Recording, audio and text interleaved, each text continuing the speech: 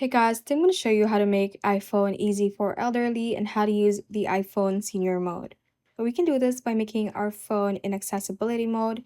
And to do that, first need to make sure that you have iOS 17 or above installed. Let's go to our settings and let's go to general. And let's click on software update. And in here, if there are any available updates that you can install for newer iOS version, just install them. And let's go back and go to the accessibility section. Let's scroll down to the very bottom part and you should be able to see the assistive access under the general section. So let's tap on it and let's set up assistive access, which is basically the senior mode in our iPhone. And let's click on continue. In here, you can click on continue if you want to create the senior mode or assistive mode in this Apple ID, or if you are making the setup for someone else, you can click on change Apple account at the bottom and use their Apple ID instead. I'm just going to click on continue. And for here, you can set up the appearance based on whichever you prefer.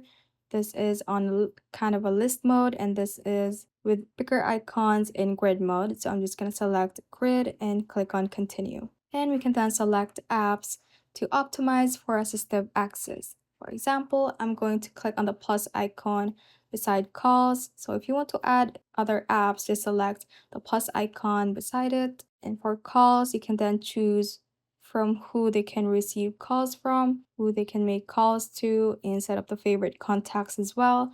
So I'm just going to click on contacts for both and click on continue at the bottom.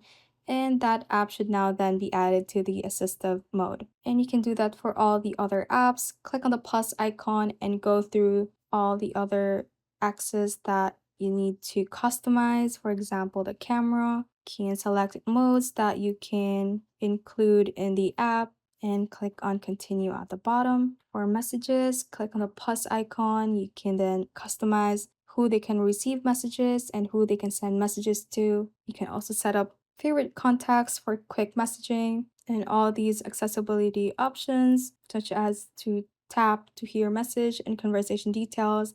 And for the message input as well, you can customize that one and click on continue. For photos, you can opt to include the shared albums or not, and then click on continue. And for music, you can then add a playlist if you want. And for more apps, these are apps that have not been adapted yet for assistive access, but can still be added to the home screen during the assistive mode. So for example, the elderly wants to use the Facebook app, just click on the plus icon and you will then go through all of these permissions. So just select whichever is more safe for that person. For example, not having access or giving limited access to it. And just click on continue, never for location. And you can allow the other access if you want, like that. And once you're done selecting the apps, just click on continue at the bottom. And these are some differences in how iOS features work in assistive access. You can triple click the side button to access emergency calling. The notifications appear as badges.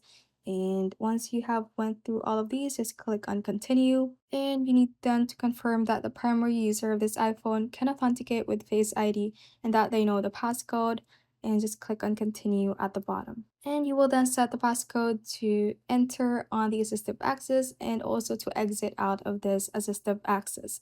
So just enter a password that you can easily remember and just re-enter it. And you can then get help if you forget your assistive access passcode by setting a recovery Apple account. For now, I'm just going to click on skip. And to exit out of the assistive access, you can just triple click on the side button of the power button and click on continue. It will then say it is ready to use. So you can just click on start right here and you will then wait for a few seconds and you will be entered into the assistive access. And again, to exit out of it, just triple click on the side button and you will then be able to select the exit option. Thanks for watching. If you found this useful, hit that like button and subscribe for more videos like this.